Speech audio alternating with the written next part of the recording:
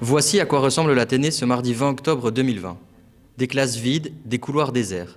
Seuls quelques élèves sont encore présents avec l'un ou l'autre professeur valide.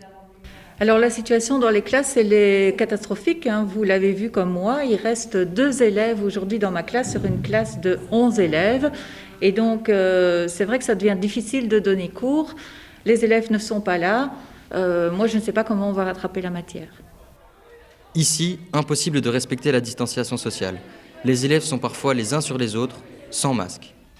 Une attitude soutenue par certains professeurs. Écoutez, je pense qu'on a fait tout ce qu'on pouvait pour essayer de respecter des règles, mais vous le voyez, moi j'ai vraiment beaucoup de mal à vous parler avec un masque. Donc oui, de temps en temps, on l'enlève, on laisse les élèves respirer un petit peu. On s'est peut-être un petit peu relâché sur les règles d'hygiène. Alors je ne sais pas si c'est la cause, mais voilà, il faut qu'on reste humain aussi. On a voulu vivre un petit peu. Peut-être qu'on est responsable de la situation, mais voilà, nous on ne savait pas faire autrement. Une fois de plus, c'est le comportement des jeunes qui pose question. Résultat, l'école va probablement devoir fermer ses portes dans quelques semaines.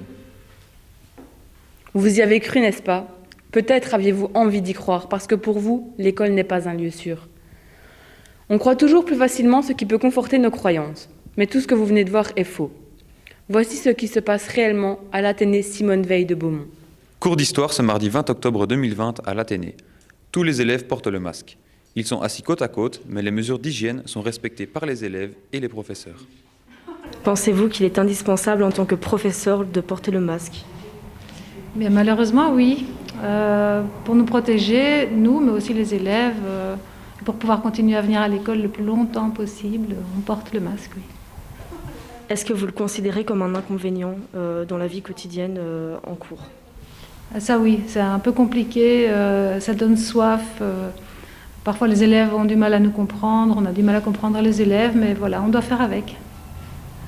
Dans les couloirs, parcours fléché pour ne pas se croiser. Gel hydroalcoolique à l'entrée des classes et sur les bureaux. Masque pour tout le monde, les règles sont scrupuleusement respectées.